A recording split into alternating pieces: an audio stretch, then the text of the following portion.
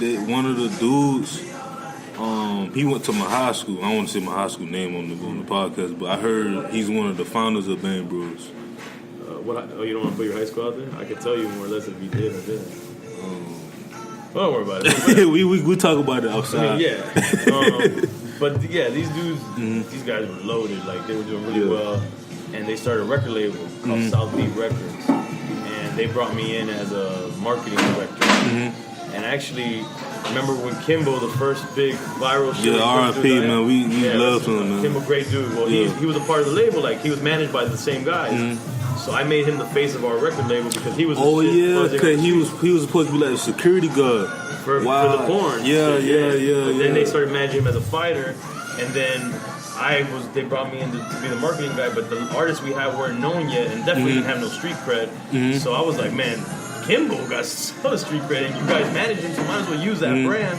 So we made banners, and we wrapped the truck with his face. Made a mixtape called Bare Knuckle Hits, like this, and I'm, he's hosting. I got him hosting. It was funny because he didn't know how to really talk on the mic for it. He was like, felt weird. But really humble guy, man. I really feel bad for his family. He's a really good family man. And yeah, man, rest in peace to him. Yeah, because when I found out me and my homeboy, we Bahamian descent. So like, not only he was from the crib, like he was, like I tell, it's a lot of Cubans, a lot of Jamaicans, Haitians, Dominicans, Puerto Ricans, but it's not a lot of Bahamians. Well, I know a lot of Bahamians. But that's Well, didn't Luke say he was? Who? Is it Luke? Bahamian? I think, I believe Luke, but like you still don't get that acknowledgement from a lot of people. Cause I think Bahamians are just real humble. Bro. Yeah. Like, they're not like, how Jamaicans be like, you gonna know they Jamaican, and now Haitians feel that way. Yeah. I know Bahamians, usually low key, Yeah, but yeah, man. So like, how was that though? Like working with like a porn company, like it was weird because they wasn't really into it like how I was, like into the music. It was just they had a lot of money.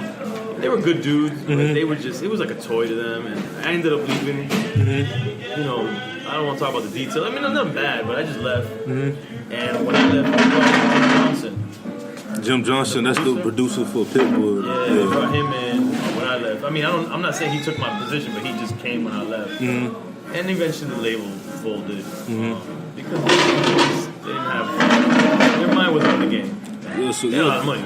Yeah, I mean, like they pretty get kicked out. Nah, but they closed at 12. But they really wasn't really focused on music. They was just focused on the money part and stuff. Why they was doing it was just like a toy to them.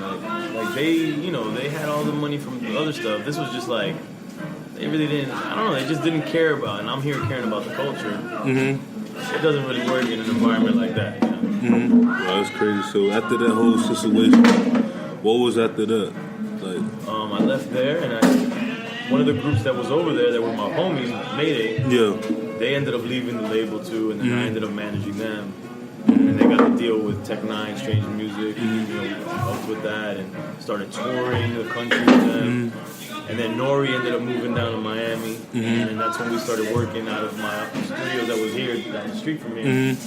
And we started doing recording, and then we started doing like a Sirius XM show, which is actually the precursor to us doing Drink Champs. I mean, years later we did Drink Champs, but we was doing that for fun, and that's what kind of started us getting that idea. I always wanted to know, like, how was that, like when did that, like, because I remember I heard crazy, like, stories, like, one of my homegirls, they have a company called Mimosa. They said they was up one night having their little girls' night, and they was drinking wine. They was like, let's just create a company called Mimosa that sells accessories.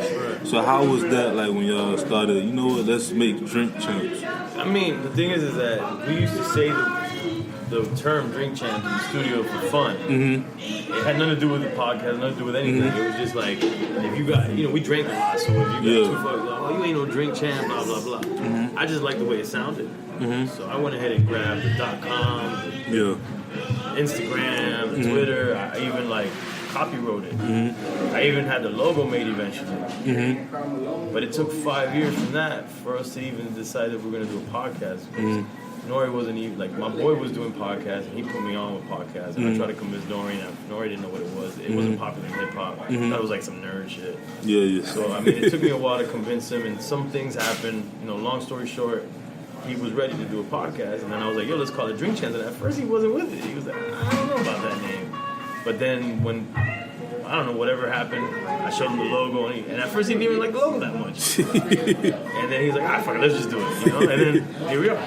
That's crazy. So like y'all both came up with a concept to have just the legends, you know, on the show. Yeah. I mean, we definitely. Because I love that idea. Yeah, the thing is, I personally don't like saying legends only just because it keeps us boxed in. Mm-hmm. Now, I do feel that we are home to the legends. I feel like the legends should be able to always come and know that they're going to be treated like anybody else at our show. Mm-hmm. But I think that we should also be able to talk to any other type of. I want to talk to actors, comedians, anybody that loves the culture of hip hop. Mm-hmm. You know, like like Seth Rogen. You know that comedian, that actor. Yeah. Like he loves hip hop. Like I would love to have him on the show because the broader we get our audience, the more when we do have a legend, the better for that legend because now the audience is bigger. You know. Yeah. So that's what I want to do. But yeah, man, we're home to the legends. We want people that we grew up on, or even people before us. Mm-hmm. Like I want to have Grandmaster Flash. Like he's before my time, but I respect him as a pioneer.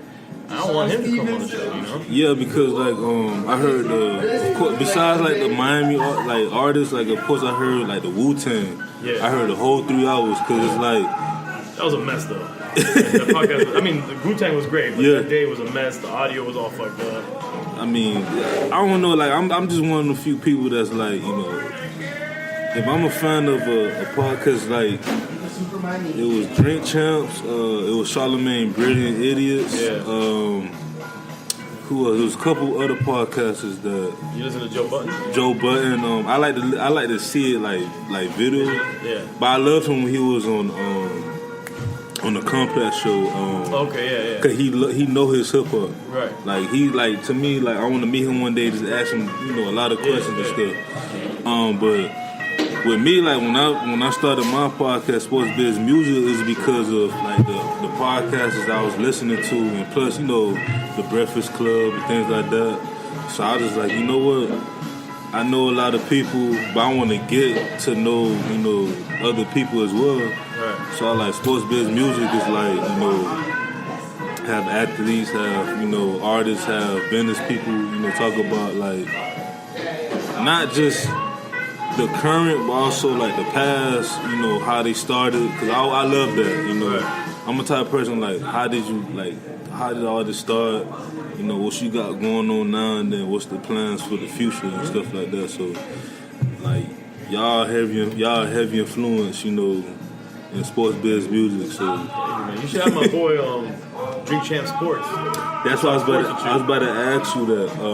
How does like? Because they don't have like a podcast out, right? Not yet, man. He hasn't gotten his shit together yet, but he's like a sports fanatic, though. Yeah, because I went to school for sports. Yeah, so he'll talk to you all day. I'm not a sports guy. So you never really like follow up the Dolphins and like that? No, I did. Mm-hmm. The Canes. When I was young, I followed all the sports, and I played football in high school for a little bit, and played football and basketball in the streets. But when I got into the business, my mind frame was like, I don't want to get involved in anything that's going to sidetrack me from what I need to do. And when you're into sports, you get into it, man. Yeah. And I'm one of those dudes that when I'm into something, I'm all the way in. Yeah. So I just said, I'm out of it. Like, I'm not going to pay attention to sports. But music it's like a sport, like But I'm just saying, like when you into sports, you're gonna be my boy. He'll talk to you forever. Yeah, like sports. ESPN all day and stuff like that. That's another thing too. Like even like ESPN First Take. Yeah. Like it's like. I don't know, like I just never been that person that like to talk to like, especially like be social with new people.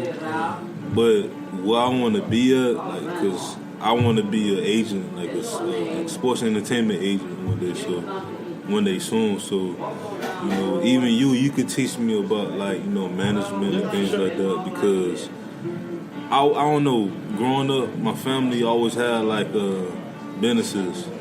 And like I would always like my granddad had this T-shirt. My grandma she sold like dresses and stuff. My mom, they're entrepreneurs. Yeah, she had taxis and stuff like that. So like I was like, what I want to do? I want to be a businessman, but I want to help people. you know, be financial, you know, stable. Right. I was that kid in high school that like my mom gave me about $70 on the, you know, on the card and stuff, and then like I'll pay for people like lunches and stuff because I'm still like that to this day. Right. Like I tell my fiance, if I'm broke but I got $5 and you need something, that's yours $5 to get you something to eat. I'm cool. Right. You know what I'm saying? So it's just. Hey, you're a good dude. Yeah, and then I do my research. I don't know. I'm a geek. Like you right, like sports. Like I like when it comes with the trades and the contracts and things like that. Right. So before, 2 questions. Who are your top 5 artists of all that's time? That's tough, man. A lot of people ask me that. And it's just tough because when you ask a DJ, we have so much music in our head. But I mean, I'll try to tell you in terms of hip hop artists. Ice Cube was one of my favorites. Okay. And I'm telling you my favorites. Okay. I'm not saying that they're the best. It's just who I really admire. Yeah, they're just you just always listen to. Ice Cube, Nas, Scarface. If we're not doing groups, I guess Andre 3000 if it's just solo. No, we could do groups. Outkast. And then you see like it could be all kinds of. I'll just say Rakim. I'll just throw Rakim. But there's just more than that, you know. Cause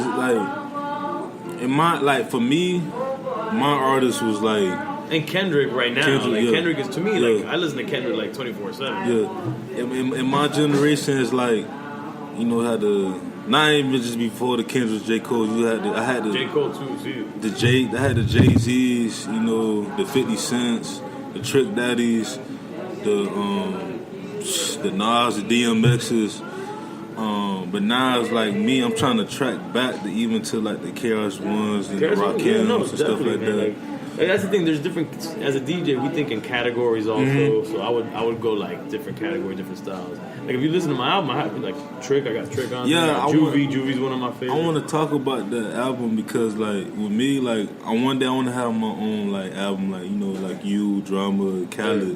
But how you did it, like you mixed like the old with the new. Yeah. The South with the East Coast with the West Coast, and then you probably had like one track was straight East Coast, straight LA, you know, straight, you know, Miami. Like, did you do that on purpose? Yeah, I did it like that's the way I would do mixtapes. But the difference is those mixtapes weren't my songs, and I would try to like get things. It's just whatever I liked, and I thought it was dope. But I wanted to make sure that it had a balance of from my hood. But something dope from here, something dope from there, and just put it all together. And to me, that's what a real mixtape was. You know, it's a mixtape. You're supposed to get all kinds of flavors out in that mixtape, but things that make sense together too. You don't just throw them together. Yeah. So that's what I try to do in my album. I try to, you know, represent Miami, but at the same time represent all the different types of artists that I like. You know, represent parts of my background, which is LA too, and I love a lot of LA music because of that background. So I had like MCA, which I loved growing up. Compton's Most Wanted was the group. Cam was a very little known LA artist too, but he was big. He had a song called Peace Treaty after the LA riots and the gangs united. Another dope artist. So I was just picking people that either I really liked and I got them, or I just liked the mix and matching of like Trick. I always wanted to have Trick and Dead Prez. Dead Prez from Florida. A lot of people don't know that. And you know they very political and they talk about, you know, a lot of stuff. And I felt that Trick does that too. Just people don't really hear it.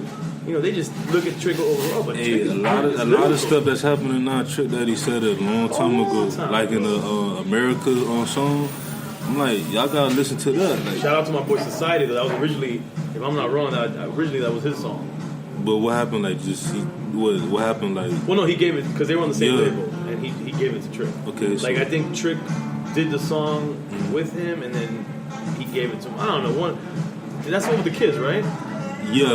With the flag when they was on the and the kids is on in the and song. He had all white on. Right, but there's the kids singing in the song. Yeah. That was Society told me that was originally his song, and he gave it to Trick. But I mean, Trick it was perfect. Yes, family. Amazing song. But how is that process? Because even now I'm working on one track and I have 2 artists from down here, and then like my artist from Jersey. She's still like, you know, trying to work on her track and stuff, and then the beat I don't know who the producer is, so like another producer from Hollywood, from Broward, he told me he can just like switch up the beat. Yeah, that's easy. But how was the process like to get the Red Mans and the Trick Daddy?